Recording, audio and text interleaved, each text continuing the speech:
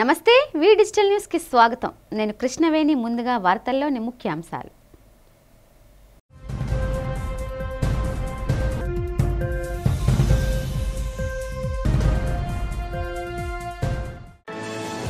సింహాద్రినాథుడి నిజరూప దర్శనానికి సర్వాంగ సుందరంగా ముస్తాబైన సింహాచల పుణ్యక్షేత్రం భక్తుల సౌకర్యార్థం అన్ని ఏర్పాట్లు చేసినట్టు వెల్లడించిన జిల్లా కలెక్టర్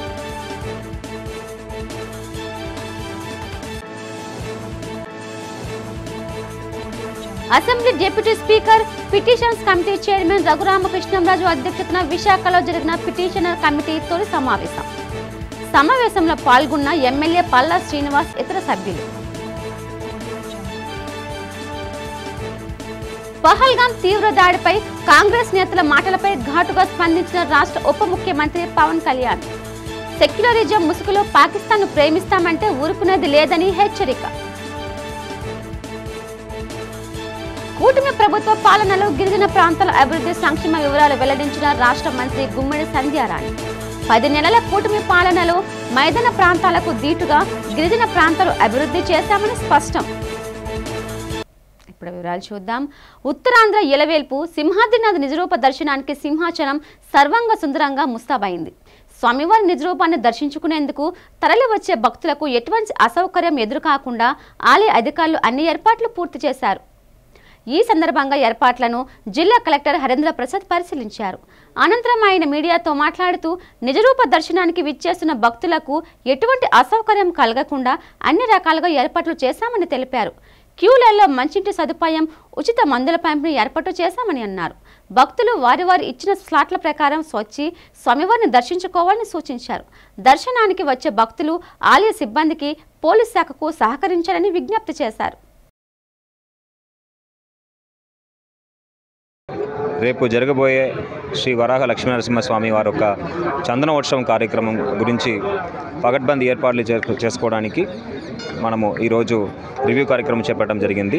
దీంట్లో ఒక మాక్ డిప్లాయ్మెంట్ మేరకు ప్రతి సిబ్బంది కూడా వారికి కేటాయించబడిన బాధ్యత ఏంటి, వాళ్ళు కేటాయించబడిన ప్రాంతంలో ఉండి అక్కడ సరైన ఏర్పాట్లు జరిగినాయా లేదా అనేది చూసుకోవడం జరిగింది. రేపు రాబోతున్న ప్రజలందరికీ కూడా ఎటువంటి ఇబ్బంది లేకుండా, ఎస్పెషలీ సామాన్య ప్రజలు ఎటువంటి ఇబ్బంది లేకుండా దేవుడిని దర్శించుకోవడానికి పూర్తి స్థాయిలో ఏర్పాటు చేయడం జరిగింది. మనము కొండపైన అదేవిధంగా కొండ కింద కూడా వాటర్ పాయింట్స్, అదేవిధంగా టాయిలెట్స్ ఏర్పాటు చేయడం జరిగింది.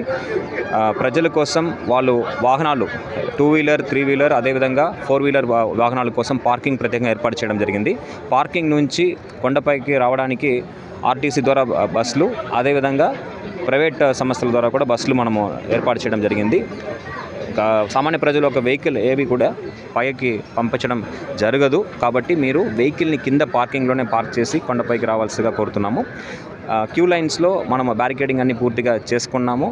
క్యూ లైన్స్లో వాళ్ళకు ఎటువంటి ఇబ్బంది లేకుండా ఫ్యాన్లు ఏర్పాటు చేయడం జరిగింది. అదేవిధంగా మంచినీళ్ళు సౌకర్యాలు ఎంటైర్ క్యూ స్ట్రెచ్లో కూడా ఏర్పాటు చేయడం జరిగింది. మెడికల్ టీమ్స్ కూడా మనము అన్ని మోస్ట్ ఆఫ్ ద పాయింట్స్లో మనం ఏర్పాటు చేసుకున్నాము. అంతేకాకుండా ఎమర్జెన్సీలో ఎవాక్యుయేట్ చేయడానికి కూడా మనకు అప్రమత్తంగా సిబ్బందిని ఏర్పాటు చేసుకున్నాము. కొండపైన అదేవిధంగా కింద మనము స్పెషలిస్టులు కూడా పురమాయించడం జరిగింది. అక్కడ దగ్గర ఉన్న పెద్ద హాస్పిటల్స్ కూడా మాట్లాడి ఉంచడం జరిగింది. ఏదైనా ఎమర్జెన్సీ ఉంటే వాళ్ళకి తరలించడానికి కూడా మాట్లాడడం జరిగింది.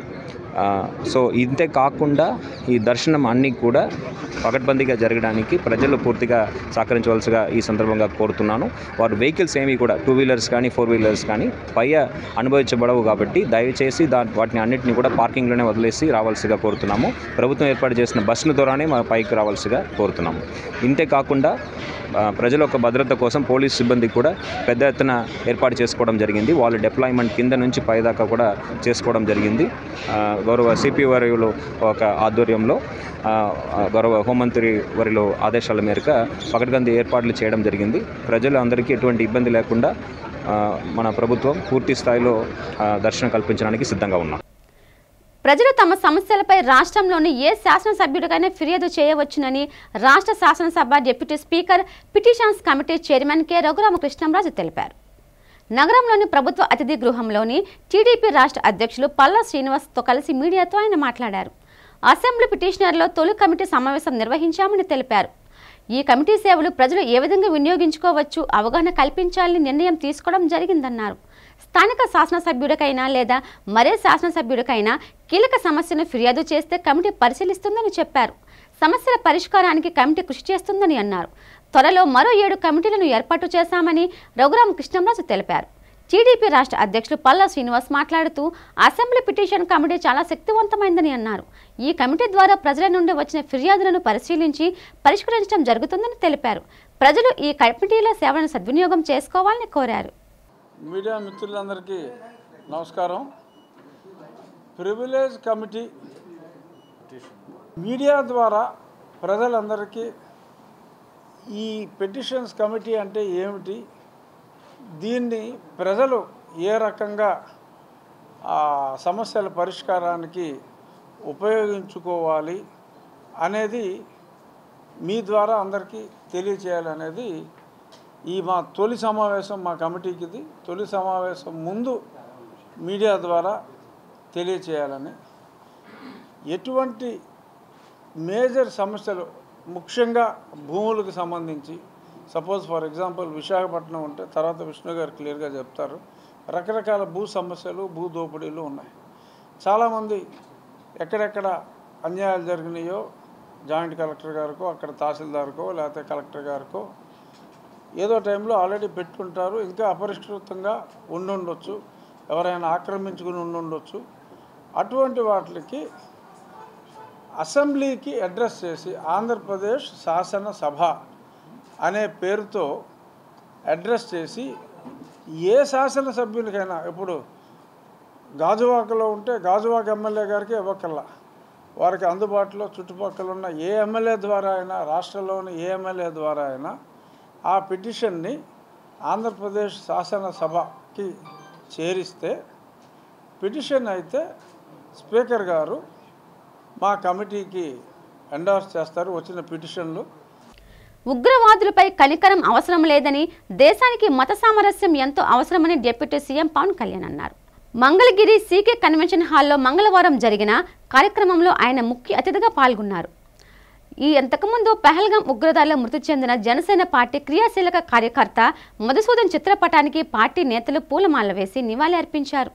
ఈ సందర్భంగా డిప్యూటీ సీఎం పవన్ కళ్యాణ్ మీడియాతో మాట్లాడుతూ పహల్గాం తీవ్రవాదుల కాల్పుల్లో చనిపోయిన 26 మందిలో జనసేన క్రియాశీలక కార్యకర్త మేడిశెట్టి మధుసూదన్ కూడా ఒకరన్నారు.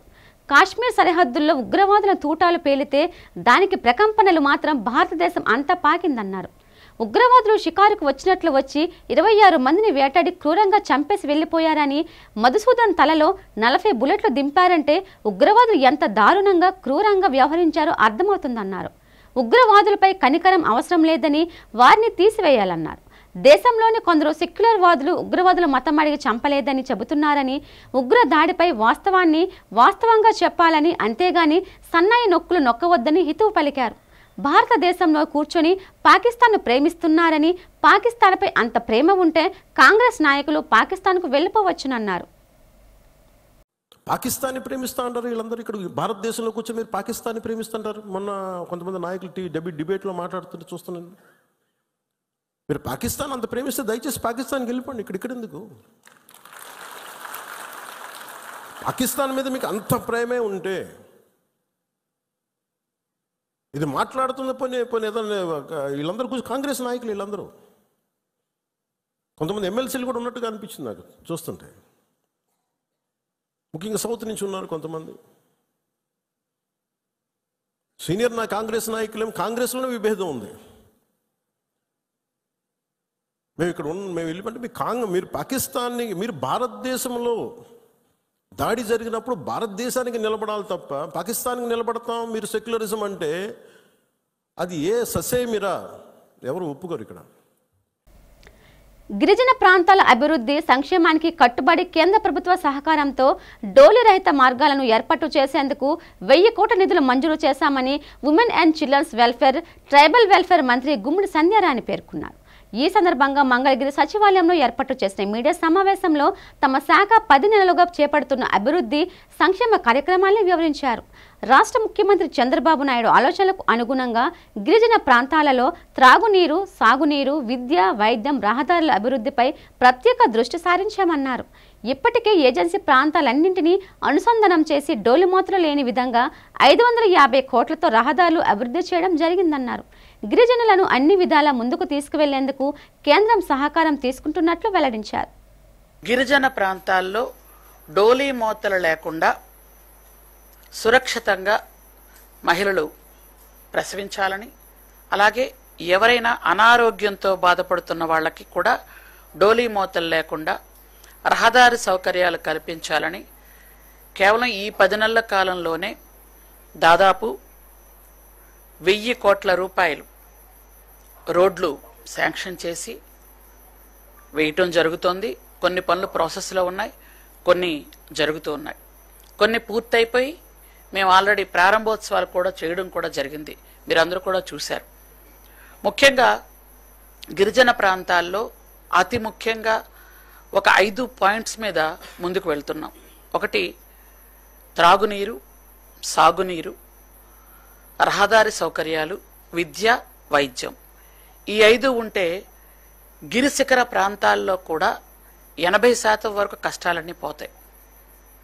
ముఖ్యంగా గౌరవ ముఖ్యమంత్రి నారా చంద్రబాబు నాయుడు గారు వీటి మీద ఎక్కువ దృష్టి పెట్టమని నాకు మొదటి మీటింగ్లోనే ఆయన ఆదేశాలు ఇవ్వడం జరిగింది. వారి ఆదేశాలకు అనుగుణంగా కేంద్రంతో సమన్వయం చేసుకుంటూ అక్కడి నుంచి నిధులు కూడా తెచ్చుకుంటూ, మీకు మొన్ననే తెలుసు గౌరవ డిప్యూటీ సీఎం గారు కూడా అరకు పాడేరుకి కేంద్ర ప్రభుత్వం ఇచ్చినటువంటి 550 కోట్ల నిధుల్ని ఇవ్వటం కూడా జరిగింది. ఎందుకంటే కేంద్రంతో సమన్వయం చేసుకుంటేనే ఈరోజు మేము అన్ని విధాలుగా వాళ్ళకు కూడా చేయగలుగుతున్నాం. ఎందుకంటే గత ప్రభుత్వం చేసిన గాయాలు ఇంకా మనకు మానలేదు, మీ అందరికీ తెలుసు. కాబట్టి స్టేట్ గవర్నమెంట్ ఇస్తున్న వాటికి కూడా సెంట్రల్ గవర్నమెంట్ కూడా ఇతోధికంగా కాస్త సహాయపడడం వల్ల, మేము యూసీ సర్టిఫికేట్లు కూడా ఇవ్వడం వల్ల ముఖ్యంగా గిరిజన ప్రాంతాల్లో రహదారి సౌకర్యాలతో పాటు ఏ గ్రామానికి కూడా త్రాగునీరు లేదు అనే విషయం రాకుండా అందరికీ ఇస్తున్నాం. నేను వచ్చేటప్పటికి దాదాపు 1600 గ్రామాలకి త్రాగునీటి సౌకర్యం లేదు. నగరంలోని ప్రభుత్వ అతిథి గృహంలో అసెంబ్లీ పిటిషనర్ తొలి కమిటీ సమావేశం జరిగింది. కమిటీ చైర్మన్ శాసనసభ డిప్యూటీ స్పీకర్ కె రఘురామకృష్ణంరాజు అధ్యక్షతన జరిగింది. ఈ సమావేశంలో కమిటీ సభ్యులు గంటా శ్రీనివాసరావు, పి విష్ణుకుమార్ రాజు, కొణతల రామకృష్ణ, జగన్మోహన్, శ్రీధర్ రెడ్డి పాల్గొన్నారు. సమావేశ అనంతరం కమిటీ సభ్యులు గంటా శ్రీనివాస్, విష్ణుకుమార్ రాజు మీడియాతో మాట్లాడారు. పిటిషన్ కమిటీ తొలి సమావేశం విశాఖలో జరిగిందన్నారు. పిటిషన్ కమిటీ పవర్ ఏమిటో కమిటీ చైర్మన్ రఘురామకృష్ణంరాజు అవగాహన కల్పించారని చెప్పారు. విశాఖలో భూ సమస్యలు చాలా ఉన్నాయని, అవన్నీ కూడా కమిటీ పరిధిలోకి వస్తాయని వారు అన్నారు. అసెంబ్లీలో ప్రస్తావనకు రాని ప్రశ్నలు సైతం ఈ కమిటీ దృష్టికి పెట్టవచ్చని స్పష్టం చేశారు. అందరికీ నమస్కారం. ముందుగా ఏదైతే ఈ పిటిషన్స్ కమిటీ ఫస్ట్ మీటింగ్ వైజాగ్లో పెట్టి వైజాగ్ పట్ల ఈ కమిటీకి ఉన్న ప్రాధాన్యత ఏంటో కూడా తెలియజేసినందుకు ముందుగా committee chairman deputy speaker Raghuramaraju గారికి, అలాగే మా సభ్యులకి అందరూ కూడా స్వాగతం పలుకుతూ, ఇప్పటిదాకా కూడా చైర్మన్ గారు చాలా డీటెయిల్డ్గా దీని మీద మీకు చెప్పడం జరిగింది.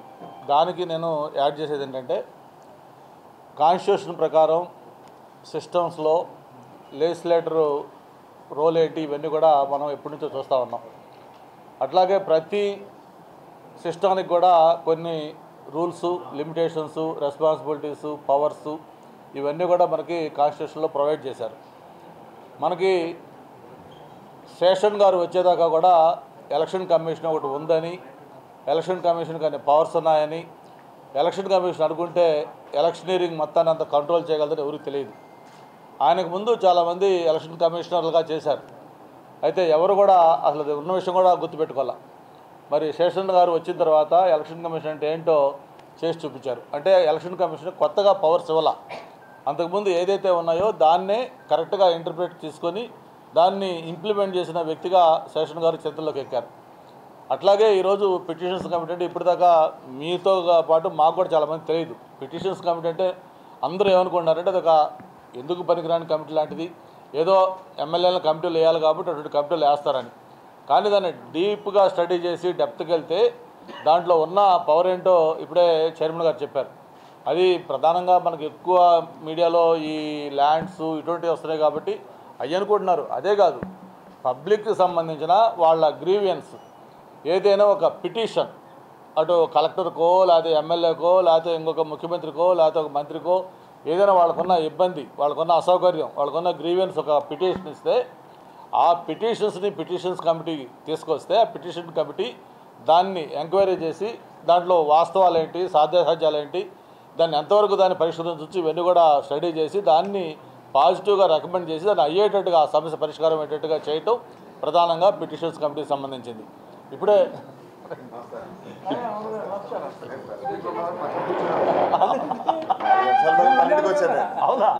అత్యంత ప్రాచీనమైన ప్రముఖ పుణ్యక్షేత్రం సింహాచలంలోని శ్రీ వరాహ లక్ష్మీనరసింహస్వామి ఏడాదిలో ఒకరోజు మాత్రమే నిజరూపంలో భక్తులకు దర్శనమిస్తారు.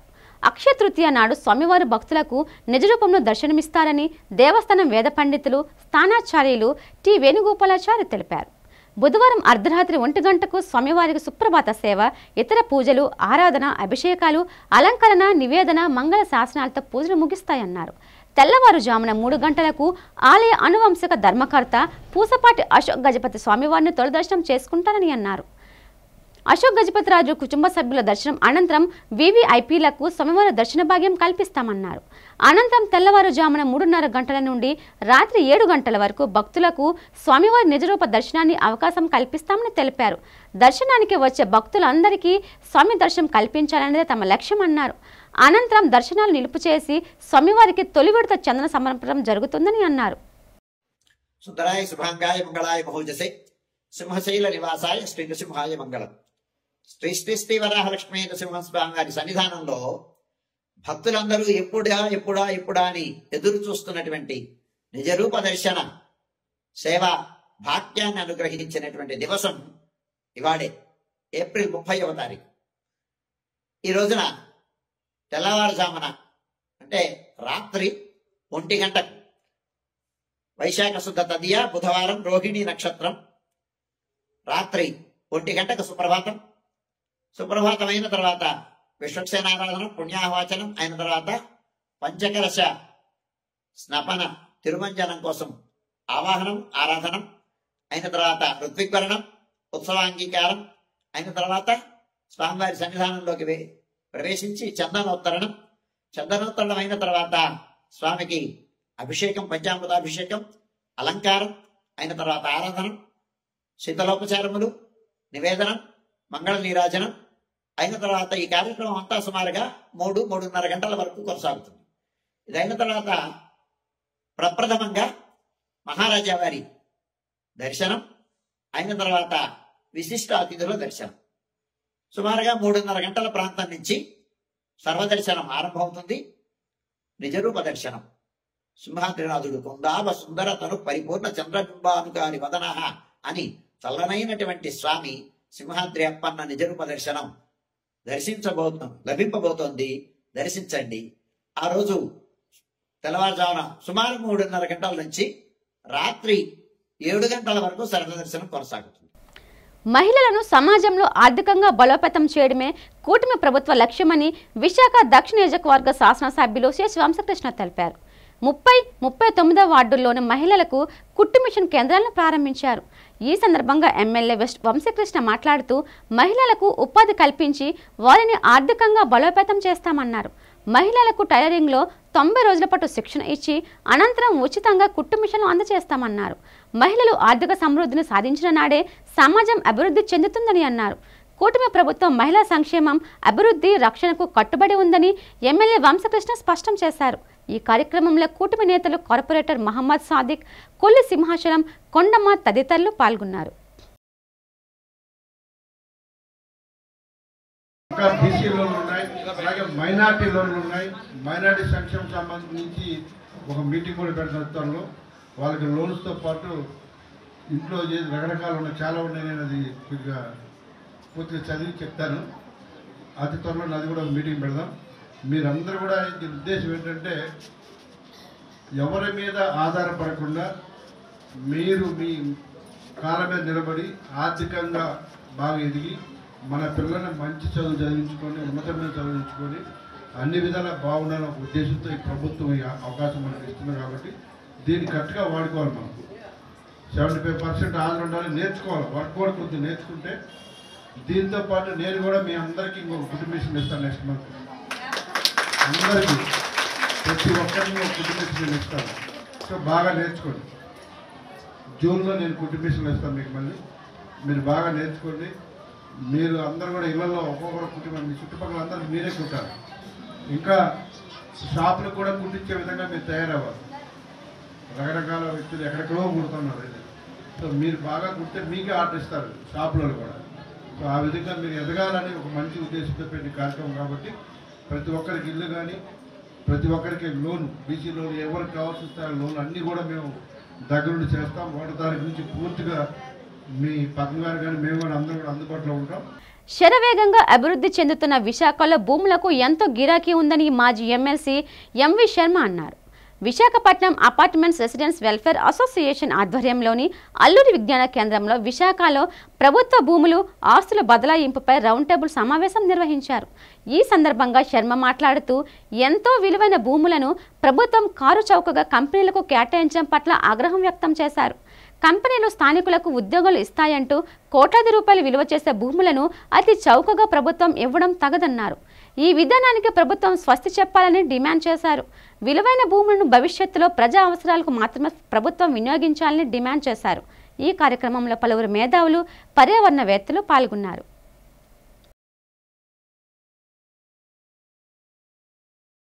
చాలా నామినల్ రేటుకి ఉర్సా అనేటువంటి ఒక సంస్థకి కేటాయిస్తున్నట్టు వార్తలు వచ్చాయి. ఇలా కేటాయించడం సరైంది కాదు అని ఇక్కడ ఉన్నటువంటి పౌర సంఘాలు, కొన్ని రాజకీయ పార్టీలు ప్రకటనలు చేశాయి.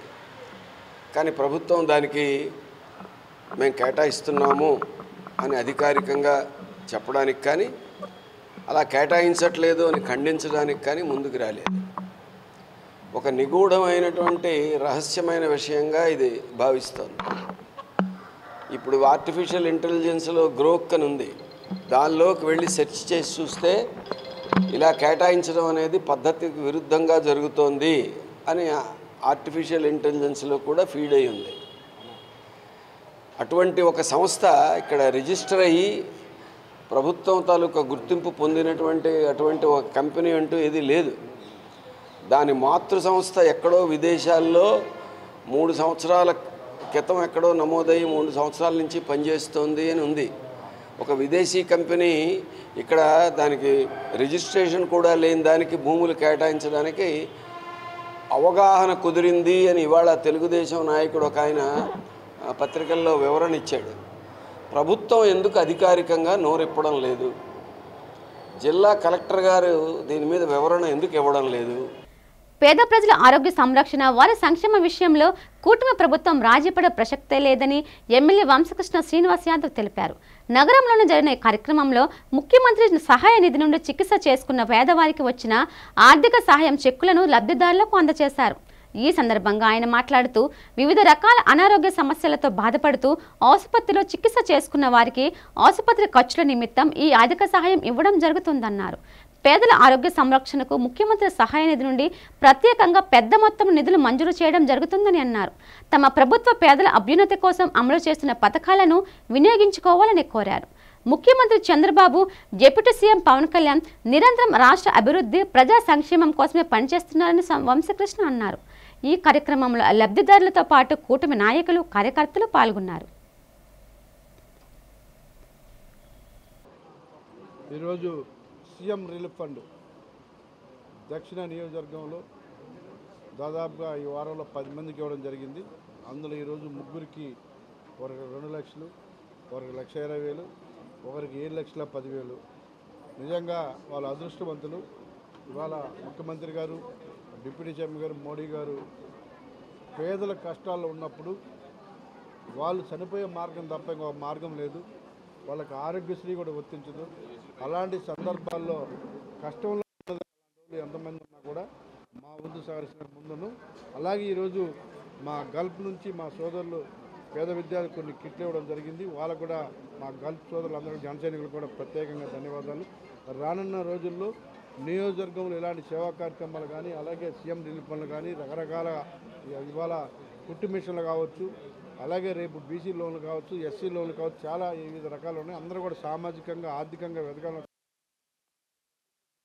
కాబట్టి ప్రజలందరూ కూడా వాళ్ళు ఆర్థికంగా సామాజికంగా ఎదగాలి. సో వాళ్ళ కాలం మీద నిలబడే విధంగా ఉండాలన్నది ఒక లక్ష్యం. పేదలకు అండగా ఉండమే ఈ కూటమి ప్రభుత్వం లక్ష్యం కాబట్టి ఇలాంటి ఇంకా ఎన్నో కార్యక్రమాలు చేయడానికి ప్రజలు సహకరించాలని మనస్ఫూర్తిగా కోరుకుంటున్నాం. సాయిబాబా ఆలయం నిర్మించి 27 సంవత్సరాలు పూర్తి అయ్యాయని south Shirdi Saibaba welfare trust వ్యవస్థాపక అధ్యక్షుడు జి నాగేశ్వరరావు తెలిపారు. ఆలయంలోని షిరిడి సాయినాథునికి ప్రత్యేక పూజలు, అభిషేకాలు గావించారు. ఈ కార్యక్రమాల్లో భక్తులు పాల్గొన్నారు. ఈ సందర్భంగా నాగేశ్వరరావు మాట్లాడుతూ ట్రస్ట్ ఆధ్వర్యంలో భక్తుల సహకారంతో షిరిడి సాయిబాబా ఆలయాన్ని నిర్మించినట్లు చెప్పారు. ఆలయం నిర్మించి 27 సంవత్సరాలు పూర్తయిన సందర్భంగా బాబాకు ప్రత్యేక పూజలు, అభిషేకాలు నిర్వహించామని స్పష్టం చేశారు. తమ ట్రస్ట్ ఆధ్వర్యంలో ఆధ్యాత్మిక కార్యక్రమాలతో పాటు సేవా కార్యక్రమాలు కూడా నిర్వహిస్తున్నామని అన్నారు. ట్రస్ట్ ఏర్పాటు చేసి 30 సంవత్సరాలు పూర్తయ్యాయని చెప్పారు. తాను చేస్తున్న కార్యక్రమాలకు భక్తులు అందిస్తున్న సహాయ సహకారాలకు నాగేశ్వరరావు కృతజ్ఞతలు తెలిపారు. నా పేరు గోగుల్ లూకేశ్వరరావు అండి. నేను ఇక్కడ వ్యవస్థాపక అధ్యక్షుడిని. South Shirdi Saibaba Mandir welfare society అలాగని చెప్పేసి ఇది స్థాపించి 30 సంవత్సరాలు అయింది. బాబా గారి విగ్రహ ప్రతిష్ఠ జరిగి 27 సంవత్సరాలు అయిందండి.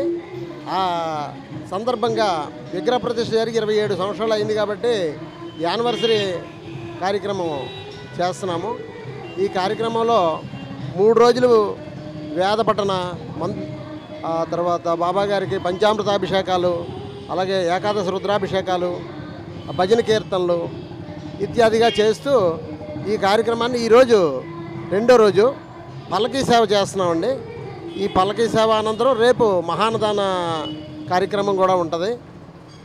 మ్యారేజ్ బ్యూరో ముసుగులు, అరాచకాల పేరుతో బ్రేకింగ్ న్యూస్గా కొన్ని ఛానల్స్, పత్రికల్లోనూ వచ్చిన వార్తలను Uttara Andhra marriage mediators and marriage bureaus welfare association అధ్యక్షుడు సింహాచలం ఖండించారు.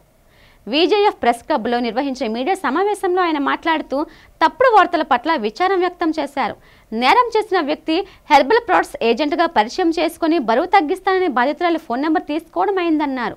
ఏ మ్యారేజ్ బ్యూరోకి కూడా తల్లిదండ్రుల నెంబర్లు ఇస్తామని, పిల్లల నెంబర్లు ఇవ్వమని స్పష్టం చేశారు. ఈ బాధితురాలు మ్యారేజ్ బ్యూరో అవసరం నిమిత్తం రాలేదని సింహాచలం తెలిపారు. బరువు తగ్గిస్తామని చెప్పి బాధితురాలి నెంబర్ను తీసుకొని ఆ వ్యక్తిని ట్రాప్ చేయడం జరిగిందన్నారు. 2 వ్యక్తుల మధ్య సమస్యను మ్యారేజ్ బ్యూరో వ్యవస్థకు మొత్తం అంటగట్టడం సముచితం కాదని మీడియా సమావేశంలో Uttarandhra marriage mediators and marriage bureau welfare associations ఉపాధ్యక్షుడు జీఏసీ కోశాధికారి పార్వతి, సభ్యులు పాల్గొన్నారు. మ్యారేజ్ బ్యూరోల ముసుగులో అరాచకాలను దాని హెడ్డింగ్ పెట్టడం జరిగింది. అయితే అక్కడ జరిగినటువంటి విషయం, దాని తాలూకు వీడియో కూడా వాళ్ళే ప్లే చేయడం జరిగింది. అందులో అమ్మాయి క్లారిటీగా ఏం చెప్పిందంటే, నేను మా అమ్మ దారంట వెళ్ళిపోతున్నాం, ఒక అతను మా దగ్గరికి వచ్చి మేము హెర్బల్ లైఫ్లో పనిచేస్తున్నామండి, మీ అమ్మగారు కొద్ది వెయిట్ ఎక్కువ ఉన్నట్టున్నారు, మేము తగ్గిస్తాము, మీ కాంటాక్ట్ నెంబర్ ఇవ్వండి అని చెప్పేసి అడిగి తీసుకున్నారు. ఇది మామూలుగా సొసైటీలో జరుగుతూ ఉంది, ఎవరు వ్యాపారం వాళ్ళు చేసుకుంటారు, తప్పేం లేదు. అలాగని చెప్పేసి అంటే మరి ఏదో కారణం వల్ల ఆ తల్లి నెంబర్ ఇవ్వకుండా ఆ అమ్మాయి నెంబర్ ఇవ్వటం జరిగింది.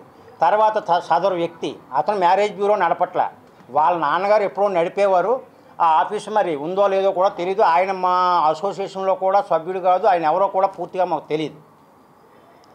ఇది ఒక వ్యక్తిగత సమస్య. ఆయన తర్వాత ఆ ఫోన్ నెంబర్తో కామన్గా లోకంలో ఎన్నో చూస్తున్నాం. అలాగే ఆయన ట్రాప్ చేసుకోవడం, తర్వాత అమ్మాయి వాళ్ళు ఏదో మొత్తానికి వాళ్ళిద్దరి మధ్య సమస్య ఏదో నలగటం, కొన్నాళ్ళ తర్వాత వాళ్ళిద్దరూ దగ్గర అవ్వటం. ఆ క్రమంలో ఆ అబ్బాయి ఆ అమ్మాయిని ఎక్కడికో అని చెప్పేసి ఒక చోటకి తీసుకెళ్ళి అక్కడ ఏదో తప్పు చేశాడు. నిజంగా దళిత అమ్మాయికి ఆ విధంగా జరగడం చాలా బాధాకరమైన విషయం. ఉర్సా ఐటీ కంపెనీకి రాష్ట్ర ప్రభుత్వం భూములు కేటాయించడానికి నిరసిస్తూ సిపిఎం మద్దిలపాలెం జోన్ కమిటీ ధర్నా నిర్వహించింది. రూరల్ తహసీల్దార్ కార్యాలయం ఎదుట ధర్నా నిర్వహించి ఉర్సా కంపెనీకి కేటాయించిన భూములను రద్దు చేయాలని ఆందోళనకారులు నినాదాలు చేశారు. ఈ సందర్భంగా సిపిఎం నేతలు ఆర్కేఎస్వి కుమార్, వి కృష్ణారావులు మాట్లాడుతూ ప్రభుత్వ నిర్ణయాన్ని తప్పుపట్టారు. ఉర్సా ఐటీ కంపెనీ 2 నెలల క్రితం రిజిస్టర్ అయిందన్నారు. యువతకు ఉపాధి అవకాశాల పేరుతో విలువైన ప్రభుత్వ భూములను బోగస్ కంపెనీలకు కేటాయిస్తున్నారని ఆగ్రహం వ్యక్తం చేశారు. ప్రభుత్వ స్థలం పొంది ఐటీ కంపెనీలు ఎంతమందికి ఉద్యోగాలు కల్పిస్తున్నాయో ప్రభుత్వం తెలియచేయాలని డిమాండ్ చేశారు. ప్రభుత్వ భూములను ప్రజల అవసరాలకి వినియోగించాలని కుమార్ కృష్ణారావులు అన్నారు. ఆందోళనలో సిపిఎం నేత నరేంద్ర కుమార్, అప్పలరాజు, లక్ష్మీ నాగరాజు, శంకరరావు, కె కుమారి, ఎన్వి రమణ పాల్గొన్నారు. రాష్ట్రం మొత్తం భూములు పందేరానికి పూనుకుంది. ఆ రకంగానే విశాఖపట్నంలో ఎంతో విలువైన భూముల్ని కారు చౌకగా ఊరు పేరు లేని కంపెనీలకు కట్టబెడుతూ ఉన్నారు. మనం చూస్తూ ఉంటే ఉపాధి కల్పిస్తాం, ఉద్యోగాలు ఇస్తాం అని చెప్పి కారు చౌకగా భీమిలి నియోజకవర్గం పరిధిలో ఉన్నటువంటి భూములన్నింటినీ కూడా కారు చౌకగా కార్పొరేట్ కంపెనీలకు కట్టబెడుతూ ఉన్నారు. ఇది భూ దోపిడీ తప్ప మరొకటి కాదు అని చెప్పి సిపిఎం పార్టీ భావిస్తుంది. ఏదైతే వర్షా కంపెనీ అని చెప్పేసి సాఫ్ట్వేర్ కంపెనీ మేము ఉద్యోగాలు 2800 ఉద్యోగాలు కల్పిస్తాం అని చెప్పి చెప్పిందో ఆ కంపెనీకి తాడు బంగారం లేని కంపెనీ. ఆ కంపెనీ ఇంతవరకు రిజిస్ట్రేషన్ అయ్యి 2 నెలలు మాత్రమే అవుతూ ఉంది. దీని వెనకట్టలు ఎవరున్నారు అనేది స్పష్టంగా ప్రభుత్వం పేర్కోవాలి. ఇది కూటమి ప్రభుత్వం తాలూకా అనుయోగులకి చీకటి ఒప్పందాలు ఉన్నాయి కాబట్టి ఆ విలువైన భూముల్ని ఈ రోజున కారు చౌకగా కేటాయించడం జరుగుతోంది. డిఎస్సి, ఎస్జిటి అభ్యర్థుల సమస్యను పరిష్కరించాలని ఎమ్మెల్సీ రాష్ట్ర విప్ వేపడ చిరంజీవి దృష్టికి ఏపీ నిరుద్యోగ జేఏసీ రాష్ట్ర అధ్యక్షుడు సమయం హేమంత్ కుమార్ తీసుకెళ్లారు. ఈ సందర్భంగా చిరంజీవిరావుని కలిసి వినతిపత్రం అందజేశారు. అనంతరం డిఎస్సి, ఎస్జిటి అభ్యర్థుల సమస్యను ఆయనకు తెలిపారు. ఒకటే రోజున డిఎస్సి ఆఫ్లైన్ పరీక్ష నిర్వహించాలని, లేదా ఏ జిల్లాకు ఆ జిల్లా ఒకటే రోజున పరీక్ష నిర్వహించి నార్మలైజేషన్ అమలు చేయాలని కోరారు. ఉద్యోగ వయోపరిమితికి 47కు పెంచి టెట్ అర్హత పొందిన ప్రతి అభ్యర్థికి డిఎస్సి, ఎస్జిటి పరీక్ష రాయడానికి పర్సంటేజ్ షరతులు లేకుండా అనుమతించాలన్నారు. డిఎస్సి అభ్యర్థులకు బీసీ, ఎస్సీ, ఎస్టీలకు అనుమతించినందుకు ప్రభుత్వానికి హేమంత్ కుమార్ ధన్యవాదాలు తెలిపారు. ఈ సమస్యలపై మంత్రి లోకేష్తో చర్చిస్తామని చిరంజీవి అన్నారు. రాష్ట్ర వ్యాప్తంగా డిఎస్సి అభ్యర్థులకి నమస్కారం. ఈరోజు వేపాడ చిరంజీవిరావు గారు మరి ఉత్తరాంధ్ర ఎమ్మెల్సీ, పట్టభద్రుల ఎమ్మెల్సీ మరి మాస్టర్ గారి దగ్గర రావడం జరిగింది. ఏదైతే సమయం కోరుకుంటున్నటువంటి అభ్యర్థులు ఈ యొక్క సమయం వారు ఇచ్చినటువంటి పరీక్షా దినాల 30 రోజుల్ని కొంత సమయం తగ్గించి అందులో సమయం వసూలుబాటు కల్పించమని కోరడం జరిగింది. అదేవిధంగా మరి నిన్న మనకి జరిగినటువంటి 2 వసూలుబాట్లు ఏవైతే మరి ఎడిట్ ఆప్షన్, దాంతోపాటు పర్సంటేజీలతో సంబంధం లేకుండా అప్లై చేసుకోవడానికి అవకాశం ఇచ్చినందుకు ఆయన ధన్యవాదాలు తెలియజేస్తున్నాం. నార్మలైజేషన్ గురించి కూడా ఆయన దృష్టికి తీసుకురావడం జరిగింది. దీంతో పాటు ఉద్యోగ వయో పరిమితి పెంచమని 47 సంవత్సరాలకు పెంచమని కోరుతున్నటువంటి ఈ యొక్క విజ్ఞప్తిని కూడా ఆయన దృష్టికి తీసుకొచ్చాం. ఇప్పటికే 1/7/2024కి కట్ ఆఫ్ డేట్ ఇచ్చి ప్రభుత్వం అవకాశం కల్పించింది. దీంతో పాటు 44 సంవత్సరాలు చేశారు కాబట్టి మరొక 2 సంవత్సరాలు ఉద్యోగ వయోపరిమితి ఇవ్వమని చెప్పి మాస్టర్ గారు కోరడం జరిగింది. ఈ అన్ని విషయాల్ని మాస్టర్ గారు నారా లోకేష్ గారి దృష్టికి, ముఖ్యమంత్రి గారి దృష్టికి మరొకసారి తీసుకెళ్లి ప్రయత్నం చేస్తామన్నారు. వార్తలు ముగించే ముందు ముఖ్యాంశాలు మరోసారి.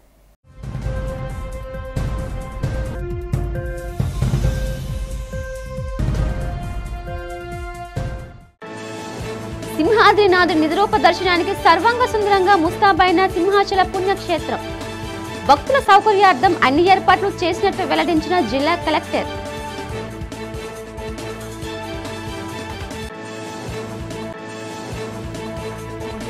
Assembly deputy speaker, petitions committee chairman Raghurama Krishnam Raju అధ్యక్షతన విశాఖలో జరిగిన పిటిషనర్ కమిటీ తొలి సమావేశం. సమావేశంలో పాల్గొన్న ఎమ్మెల్యే పల్లా శ్రీనివాస్, ఇతర సభ్యులు. పహల్గాం తీవ్ర దాడిపై కాంగ్రెస్ నేతల మాటలపై ఘాటుగా స్పందించిన రాష్ట్ర ఉప ముఖ్యమంత్రి పవన్ కళ్యాణ్. సెక్యులరిజం ముసుగులో పాకిస్తాన్ను ప్రేమిస్తామంటే ఊరుకునేది లేదని హెచ్చరిక. కూటమి ప్రభుత్వ పాలనలో గిరిజన ప్రాంతాల అభివృద్ధి సంక్షేమ వివరాలు వెల్లడించిన రాష్ట్ర మంత్రి గుమ్మడి సంధ్యారాణి. 10 నెలల కూటమి పాలనలో మైదాన ప్రాంతాలకు దీటుగా గిరిజన ప్రాంతాలు అభివృద్ధి చేశామని స్పష్టం. ఈ వార్తలు ఇంతటితో సమాప్తం. చూస్తూ ఉండండి వి డిజిటల్ న్యూస్. నమస్తే.